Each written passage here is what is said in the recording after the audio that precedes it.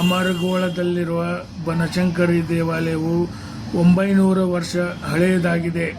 ಕ್ರಿಸ್ತಶಕ ಸುಮಾರು 6ನೇ ಶತಮಾನದ ಕಾಲಾವಧಿಯಲ್ಲಿ ಮರಳುಗಲ್ಲಿನಿಂದ ನಿರ್ಮಿತವಾದ ಈ ದೇವಾಲಯ ಪೂರ್ವಾಭಿಮುಖವಾಗಿದೆ. ದ್ವಿಕೂಟ ತಲವಿನ್ಯಾಸ ಹೊಂದಿರುವ ಇದು ಪೂರ್ವ ಮತ್ತು ದಕ್ಷಿಣಕ್ಕೆ ಮುಖ ಮಾಡಿದ ಗರ್ಭಗೃಹಗಳನ್ನು ಹೊಂದಿದೆ. ಇವುಗಳಿಗೆ ಹೊಂದಿಕೊಂಡಂತೆ ಅರ್ಧ ಮಂಟಪ ಮತ್ತು ನವರಂಗವಿದೆ.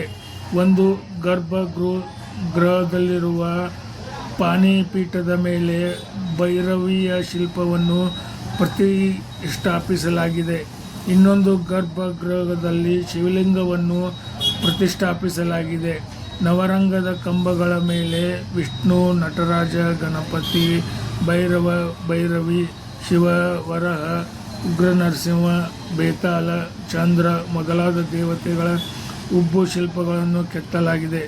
ದೇವಾಲಯದ ಹೊರಭಿತ್ತಿಯು ಅರ್ಧ ಕಂಬ ಮತ್ತು ದೇವಕೋಷ್ಯ ಅಲಂಕಾರಗಳಿಂದ ಕೂಡಿದೆ.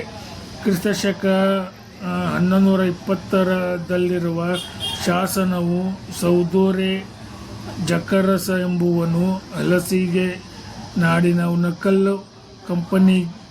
ಕಂಪನಕ್ಕೆ ಸೇರಿದ ಅಮರಗೋಳದಲ್ಲಿ ಕೇಶವ ಮತ್ತು ಭೈರವ ದೇವಾಲಯವನ್ನು ಕಟ್ಟಿಸಿದನೆಂದು ಉಲ್ಲೇಖಿಸುತ್ತದೆ. ಇದು ವಾಸ್ತವವಾಗಿ ಕೇಶವ ಮತ್ತು ಭೈರವ ದೇವರ ದೇವಾಲಯವಾಗಿದೆ. ಅಮರಗೋಳ ಬನಶಂಕರಿ ದೇವಾಲಯವು ಅಮರಗೋಳ ಸಮೀಪದಲ್ಲಿರುವ ಒಂದು ಪ್ರಸಿದ್ಧ ಪವಿತ್ರ ಕ್ಷೇತ್ರ. ಈ ದೇವಸ್ಥಾನವು ಬನಶಂಕರಿ ಅಮ್ಮನಿಗೆ ಸಮರ್ಪಿತವಾಗಿದ್ದು ಭಕ್ತರಲ್ಲಿ ಅಪಾರ ಭಕ್ತಿ ಮತ್ತು ನಂಬಿಕೆಗಳನ್ನು ಹೊಂದಿದೆ. ಈ ದೇವಾಲಯದ ಇತಿಹಾಸವು ಬಹಳ ಪ್ರಾಚೀನವಾಗಿದ್ದು ಸುಮಾರು ಚಾಲುಕ್ಯ ಕಾಲದ 6ನೇ 8ನೇ ಶತಮಾನದವರೆಗೆ ಹೋಗುತ್ತದೆ ಎಂದು ನಂಬಲಾಗಿದೆ. ಬನಶಂಕರಿ ದೇವಿಯನ್ನು ಅರಣ್ಯದ ದೇವಿ ಎಂದು ಕರೆಯಲಾಗುತ್ತದೆ. ಬನಗುಡ್ಕಾಡು ಸ್ಥಳೀಯ ಪುರಾಣಗಳ ಪ್ರಕಾರ ಈ ಪ್ರದೇಶದಲ್ಲಿ ದುಷ್ಟ ಶಕ್ತಿಗಳನ್ನು ನಾಶ ಮಾಡಲು ದೇವಿ ಅವತಾರ ಪಡೆದಳು ಎಂದು ಹೇಳಲಾಗುತ್ತದೆ.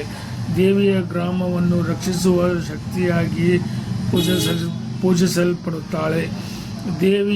ದೇವಾಲಯದ ವೈಶಿಷ್ಟ್ಯಗಳು. ದೇವಾಲಯವು ಪ್ರಾಚೀನ ದ್ರಾವಿಡ ಶೈಲಿಯ ನಿರ್ಮಾಣ ಹೊಂದಿದೆ. ಇಲ್ಲಿ ದೇವಿಯ ಮೂರ್ತಿ ಶಾಂತ ಸ್ವರೂಪದಲ್ಲಿದ್ದು ಭಕ್ತರಿಗೆ ಆಶೀರ್ವಾದ ನೀಡುವ ರೀತಿಯಲ್ಲಿ ಇದೆ.